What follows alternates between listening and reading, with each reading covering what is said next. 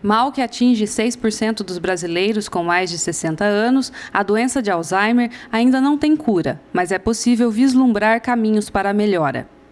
José Luiz Riani Costa, coordenador do Programa de Cinesioterapia Funcional e Cognitiva para Idosos com Doença de Alzheimer, PRO-CDA, explica que os estudos sobre a doença são relativamente novos. A primeira vez que a doença foi diagnosticada foi em 1906, e o médico alemão Alzheimer, Alois Alzheimer, que diagnosticou e por isso a doença tem o nome dele.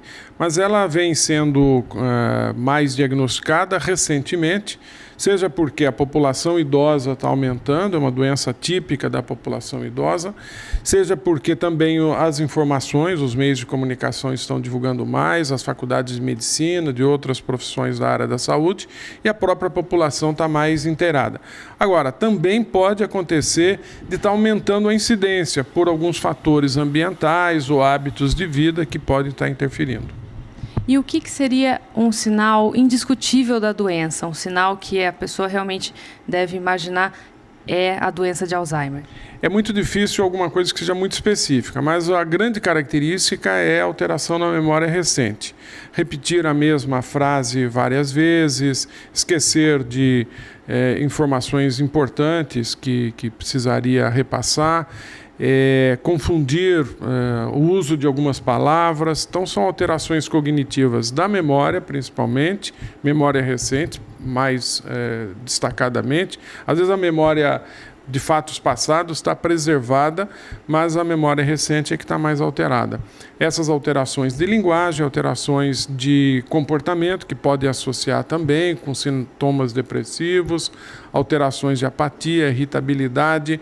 Então não é fácil o diagnóstico. O médico normalmente faz uma série de questionários e também alguns exames de imagem que podem ajudar a ter mais convicção de que se trata de doença de Alzheimer. Quem tende a desenvolver essa doença e é possível identificá-la em jovens, em pessoas com menos de 60 anos hoje em dia? É muito raro antes dos 60 anos, é predominantemente acima dos 65 anos e quanto mais idoso, maior a probabilidade de desenvolver a doença. Existem alguns fatores genéticos associados, mas nem sempre, Existem casos em que só um caso da família e ninguém mais, nem em gerações anteriores, nem posteriores. Então, talvez até seja mais do que um tipo de Alzheimer, Então, tenhamos outras situações.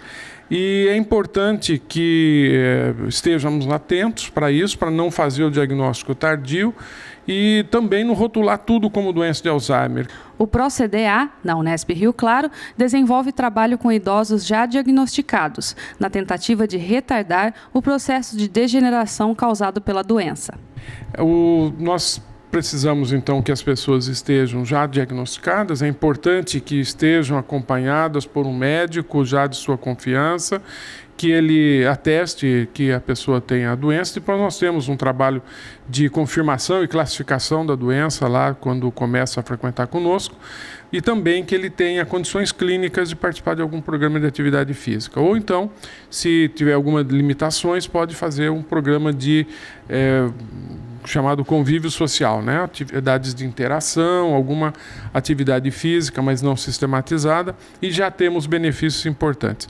Essas atividades variam de semestre para semestre, mas nós já tivemos musculação, está acontecendo atualmente exercício na esteira, treinamento funcional, exercícios misturando tarefa motora com tarefa cognitiva, o grupo de convívio social. Nós temos também, para idosos com uma situação mais avançada da doença, a possibilidade de uma orientação para que os familiares possam fazer alguns exercícios em casa, seguindo um manual.